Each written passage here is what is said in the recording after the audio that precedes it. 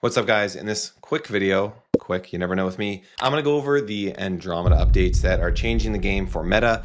Andromeda has been completely rolled out as of October 2025 here, so I wanted to do this video, kind of an emergency video for you guys because it's changing the way that we do things. And the funny thing is I just refilmed a bunch of our Leadbase Pro course that I'm going to have to redo. But it is what it is, guys. If you want to join Leadbase Pro, you can do so by clicking below. It's 99 bucks a month. You get access to 70 plus videos, 3 weekly calls with myself where I spend 2+ hours with everybody answering your questions and going over your funnels. You get access to a group with over 350 other entrepreneurs and other coaches that we have who are generating hundreds of leads per day, and it is only $99. It's not $10,000. And when you get there, I'm not going to upsell you to some $10,000 course because that's not what I'm about. Okay, guys, let's go over these updates. I got a little Prezi for you here, and we'll talk about Andromeda and what it means for your Facebook ads. I think it's actually a really good thing. People are scared, but I'm excited, okay?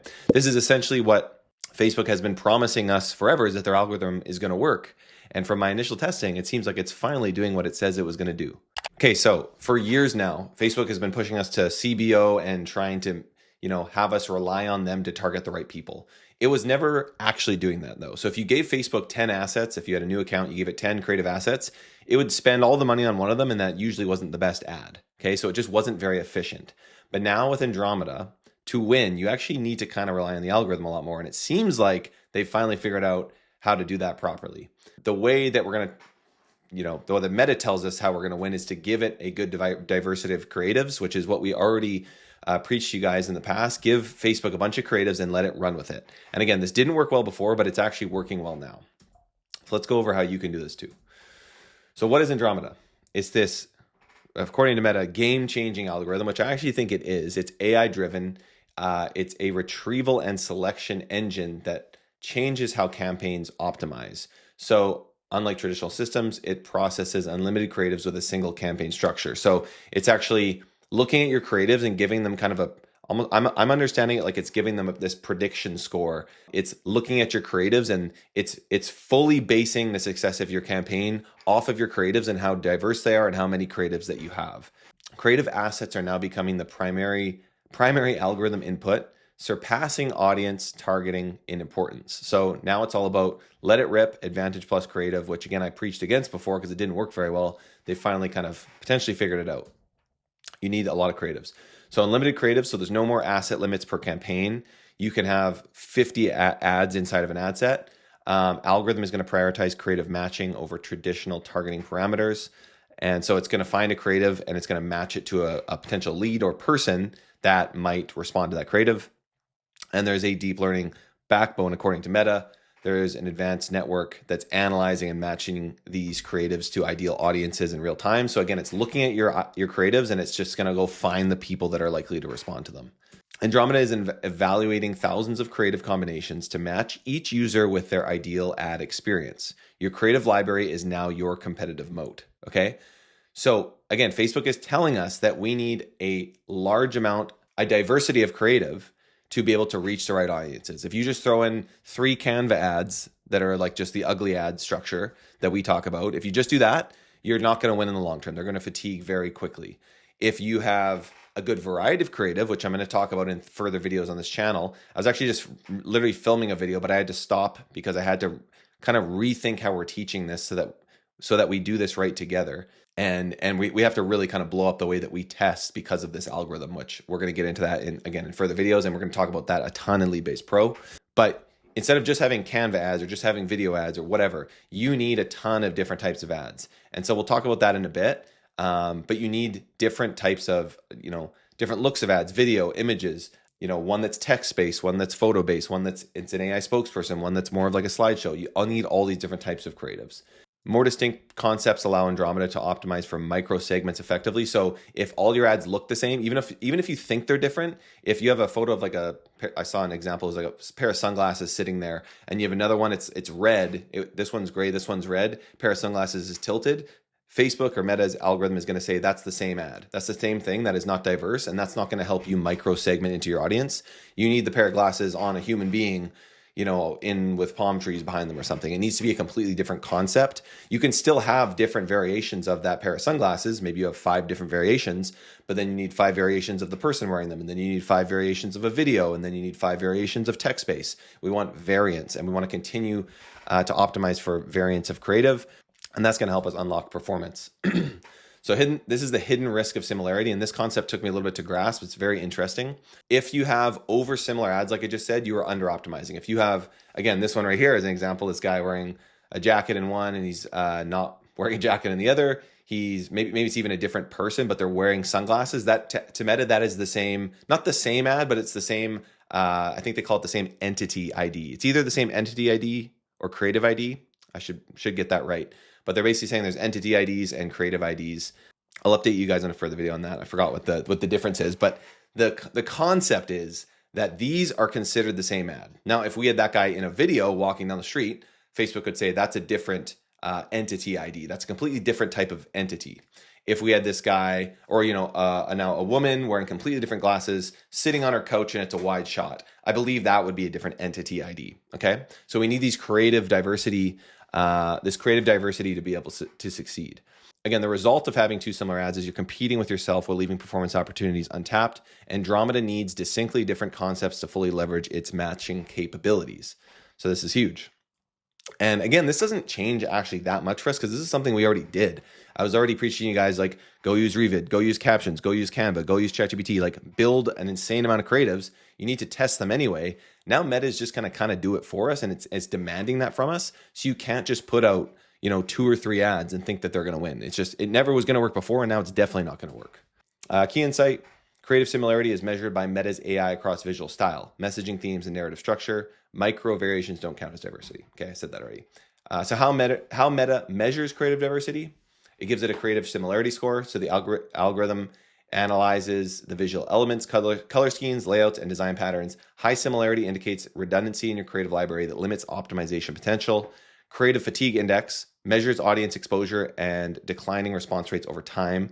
So if you have, let's say you have ugly Canva ads and you've got 5 of them and you've been running them for 6 months and they're starting to decline. If you go and create 5 more of those ugly Canva ads that look pretty similar, Facebook's actually going to give them the same creative fatigue index.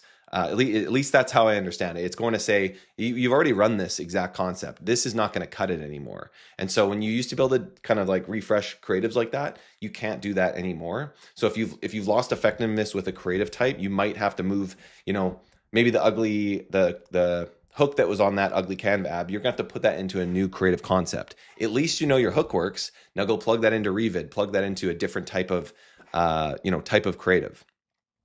And I don't see why you couldn't, maybe you turn your ugly ads off, or you need to you could still try and refresh them for sure.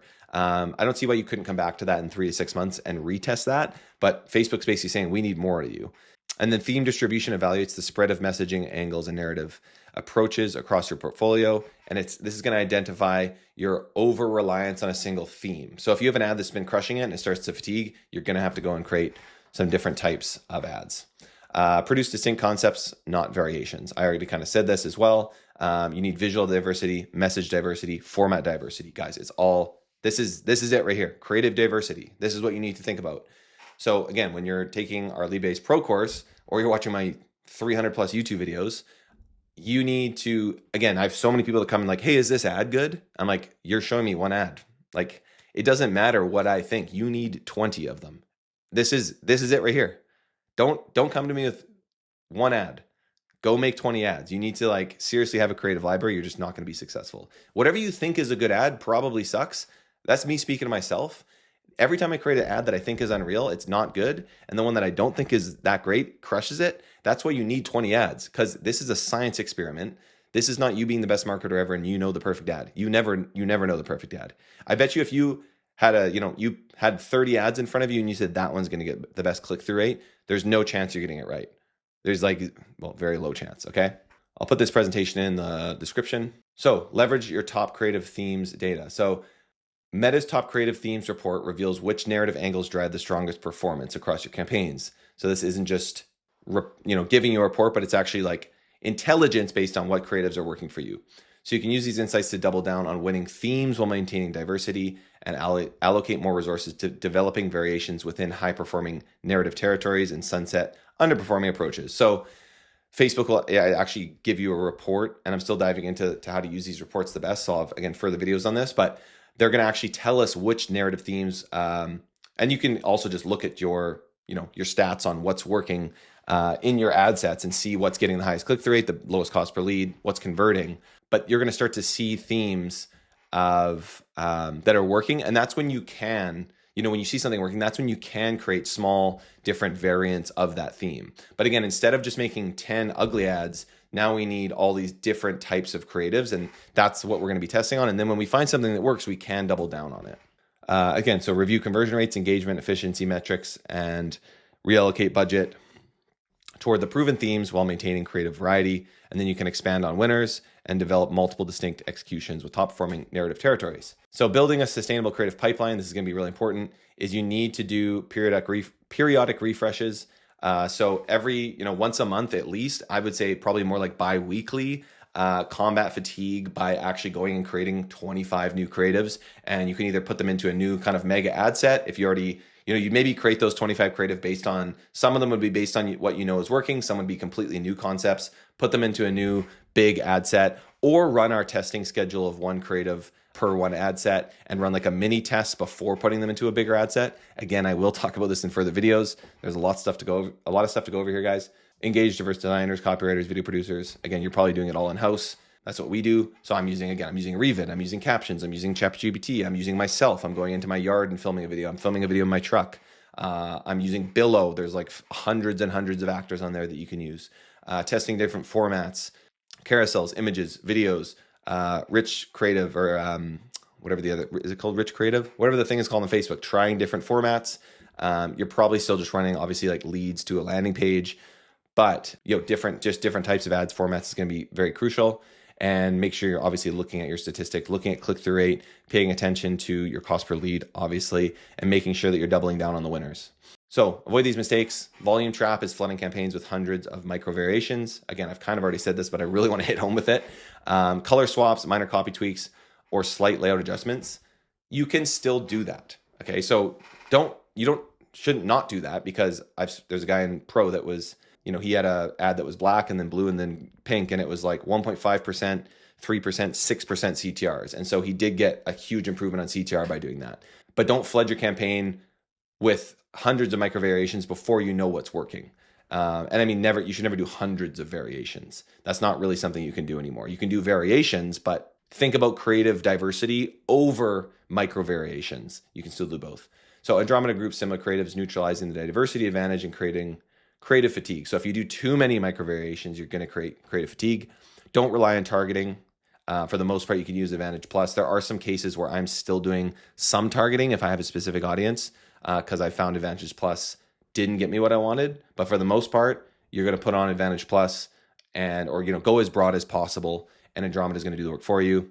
Don't pursue creative variety so aggressively that brand identity and voice and consistency disintegrate. So yeah, I mean, this is stuff right from Facebook. I do agree with this. I also like to think outside the box. So there's some balance there. You got to toe the line. Obviously, you don't want to have with your lead gen brand, you have a lot of freedom to do kind of whatever you want with your ads. So I like going, trying some crazy ads and varying your execution. Obviously, there's a limit to that. Okay. So balance is everything. Success in the Andromeda era requires threading the needle.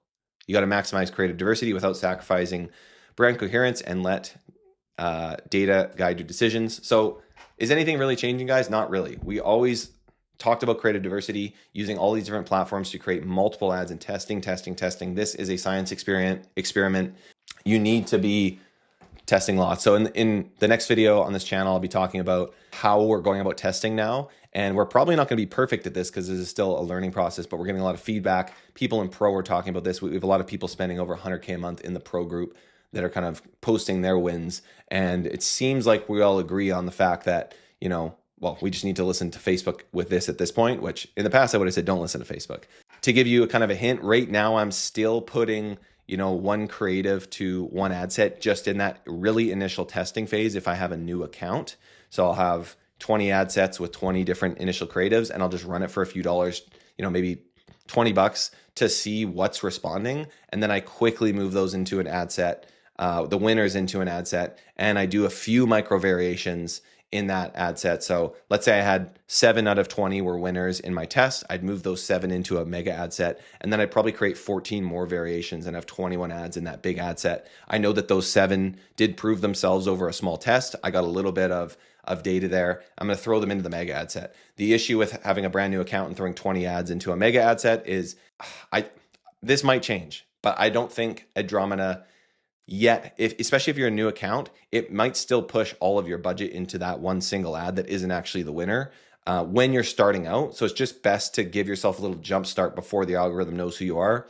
Once you have 100 conversions, you can pretty safely, as far as I can tell, throw 20 ads into an ad set and let Andromeda do its thing.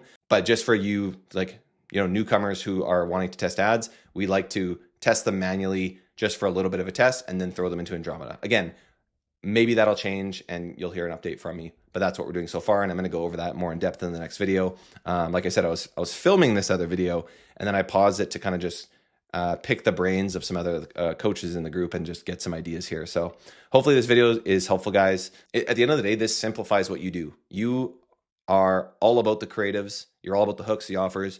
Go and make some unbelievable scroll stopping creatives and let Facebook do the work. This is what we've always wanted, and they're finally delivering on it. So hopefully you guys enjoy the video. You can join Leadbase Pro below, get all our templates, get our weekly calls, get the entire course that I update frequently. I've redone the whole thing like 3 times because I actually care about producing a quality course. It isn't something I'm just selling from 3 years ago. And you get insights from what we're doing in our lead gen company that generates over 100K a month in revenue every single month. That's it. We'll see you guys in Pro. Thanks for watching the video. I'll be back with some more updates.